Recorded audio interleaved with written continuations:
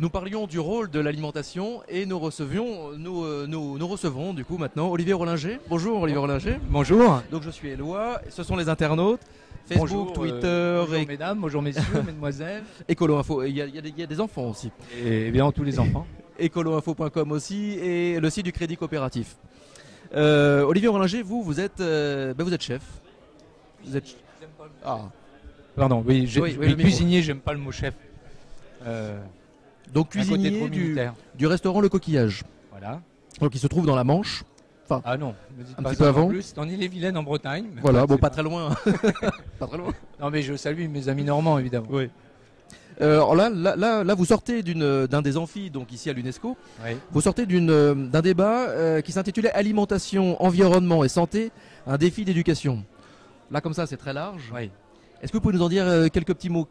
Est-ce que c'était bien? Qu'est-ce qui s'est dit vraiment? C'est tout à fait passionnant. D'abord, on était avec un professeur absolument remarquable, et puis et Carlo Petrini, qui est le, si je puis dire, presque le gourou du slow food dans le monde. Et donc, nous parlions évidemment de tous ces enjeux socio-économiques et environnementaux liés directement à l'alimentation. Et l'éducation éco-alimentaire, c'est un mot un peu, moi je dirais presque un peu à la fois savant et barbare, parce que de toute manière, on ne peut pas dissocier la nourriture du plaisir. Et c'est surtout de définir qu'est-ce que le bon.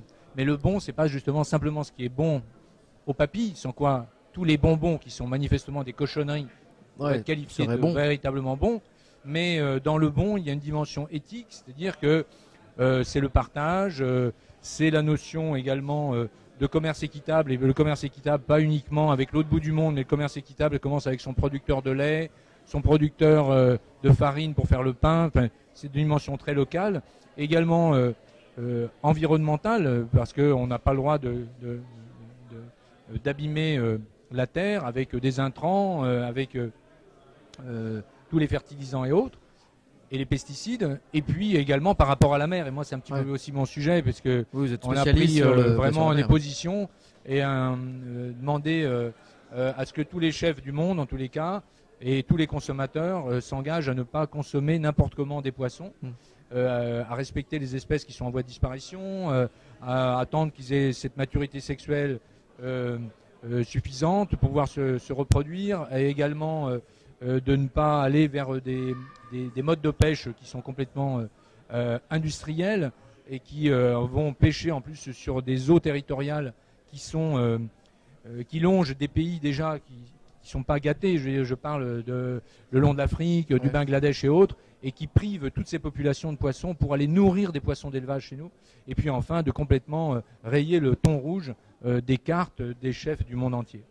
D'accord. C'est un sujet. Un long combat. Hein, ouais, et puis dire que là, c'était un grand sujet, c'était aussi un petit peu le loupé entre slow food et la France. Ouais. Et pourquoi? Parce que d'abord, nous avions et nous avons toujours quand même de grands artisans dans l'agriculture, si je puis dire.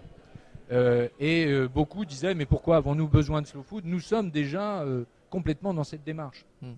Mais il me semble aujourd'hui, slow food a pris une dimension internationale, une forme de presque gouvernance monde, et veut remettre en jeu tous les grands problèmes de l'agriculture.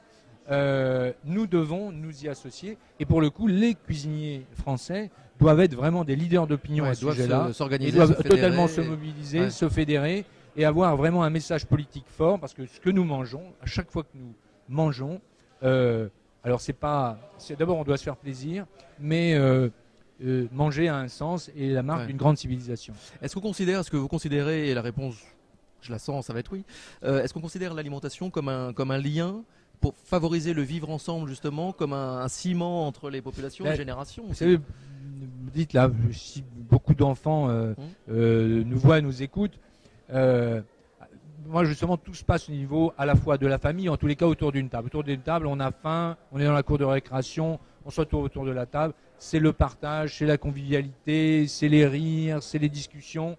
Donc c'est vraiment l'échange, la table. Et puis ensuite, ce que l'on mange. Mais évidemment, ça doit être bon aux papilles, mais derrière dire, est-ce que finalement je vais pas ce produit-là, il est bon, il est sain pour moi. On joue peut-être un peu sur l'égoïsme, mais aussi lorsqu'on est enfant, il y a une chose que l'on déteste, c'est l'injustice. Et on ne voit pas pourquoi on devrait opprimer des gens qui produisent des produits de qualité en leur achetant. Il faut avoir le courage aussi d'acheter le prix suffisant et de mettre le prix suffisant pour pouvoir bien se nourrir. Demander aux parents, qui évidemment ont du mal, mais il y a des priorités. Il vaut mieux avoir une bonne nourriture que le dernier téléphone portable ou la dernière chaîne IFI ou high-tech ou je ne sais quoi, ou la dernière chaussure faite en Chine. Vous voyez, donc il y a vraiment là un cri d'alarme et une priorité. Et puis derrière, que cette cuisine corresponde à un lieu, une habitude alimentaire, mais en même temps que de temps en temps on puisse aussi goûter le monde à travers ces saveurs que sont les épices. Ouais. Et ne pas penser non plus que le bon se situe uniquement entre le gras, le sucre et le sel. Ça, c'est les grandes sociétés transnationales qui veulent nous convaincre que le bon, c'est du sucré, c'est du salé, c'est du gras. Eh bien non, il faut chasser ces choses-là. On peut avoir une cuisine tout à fait merveilleuse, mais sans ces lourdeurs et qui ne font que le lit du profit de ces sociétés de l'agroalimentaire. On en revient quelque part au principe de sobriété heureuse porté par Pierre Rabhi. Là, quelque part, c'est l'alimentation heureuse aussi, c'est le savoir manger. Savoir manger, c'est savoir éduquer probablement, savoir transmettre. En gros, savoir, c'est savoir écouter soi-même, parce qu'il n'y a pas deux personnes ne doivent pas s'alimenter de la même manière. On va manger un petit peu plus de ceci, un peu plus de cela, on va plus s'attirer, c'est-à-dire s'écouter, et pas tomber ni dans un puritanisme, ni tomber évidemment dans cette boulimie dans laquelle toutes les grandes marques aimeraient nous voir sombrer et nous empoisonner. Donc c'est un juste milieu. Mais manger a un sens, et manger a un sens, mais le sens de plaisir. Et dans la qualité, le goût ne suffit pas. Il va y avoir une qualité éthique et une qualité bien-être, une qualité environnementale et une qualité humaine. On en parlait, c'est intéressant, on en parlait avec Olivier Massico tout à l'heure, qui représentait les Amanins. Oui. Et parce que je pose une question rituelle que je vais vous poser juste après. Quel est le verbe qui rassemblerait le comment bâtir une nouvelle société, en gros? Et lui disait s'amuser. Et c'est vrai, on transmet également s'amusant. On apprend aux enfants à manger de tout. Pas en leur disant, je crois, mange ça, finis ton assiette, parce que sinon c'est pas bien, ou le père Fouettard, etc. C'est surtout pas le régime. C'est en jouant avec l'aliment. C'est surtout pas le régime, mais en même temps avec une prise de conscience. C'est-à-dire que c'est un jeu. Moi, je crois beaucoup au jeu. La vie est un jeu. Mais dans tout jeu, il y a des règles. Et des règles qui ne sont pas contraignantes. Mais pour pouvoir bien jouer, il faut les suivre, ces règles, sans quoi on fait fausse route. Et dans ces règles, il y a la notion aussi de responsabilité par rapport à l'autre. Je vais simplement prendre un petit geste. Nous, nos grands-parents nous disaient finis ton pain, il y en a trop qui en manquent. Et je crois que là, tous les enfants sont absolument sensibles en disant non, je sais qu'il y a des enfants qui ne mangent pas leur faim et je me dois de ne pas, je ne vais pas dire de laisser dans mon assiette, mais surtout de pas trop en mettre dans mon assiette pour ne pas gaspiller. Et bien, c'est des petites choses comme celle-ci font partie des jolies règles de ce jeu merveilleux qui est de se nourrir 3 fois par jour et qui sont des rencontres de la vie et qui sont probablement ce qui nous manque de plus en plus dans ce monde virtuel où on est tous un peu les uns les autres. Hier rivé sur un écran de télé, aujourd'hui rivé toujours sur un écran, cette espèce de carré d'internet où vous êtes d'ailleurs, mais dire que la convivialité ne doit pas être virtuelle, mais qu'elle est physique. Et cette convivialité, c'est avant tout autour de la table 3 fois par jour. Et du coup, je vous pose cette question rituelle. Vous, quel serait le verbe, si vous deviez emporter sur une île déserte un verbe pour bâtir une nouvelle société, lequel? Justement, jouer. Super. Merci beaucoup Olivier Orlinger. Donc vous êtes cuisinier donc du restaurant Le Coquillage. Et alors moi je trouve que vous êtes assez éloigné de l'image qu'on se fait du chef très autoritaire, très exigeant, très carré, très direct. Je ne sais pas comment vous êtes en cuisine. Horreur des éclats de voix. Vous jouez avec le. Oui, la vie est un jeu, la cuisine est un jeu, et il s'agit. Et puis, voilà, j'ai pas voulu faire une carrière militaire. Donc vous êtes un joueur et vous êtes venu multi-étoilé en jouant. Pour le monde militaire, mais bon, c'était pas ma nature. Et je pense qu'une cuisine, Par contre, j'aime beaucoup faire du bateau et je pense que c'est comme un équipage. C'est également comme une compagnie de théâtre. C'est 2 représentations par jour. C'est toutes ces choses qui font que, c'est le grand jeu. C'est un jeu, un épanouissement, mais il y a des règles.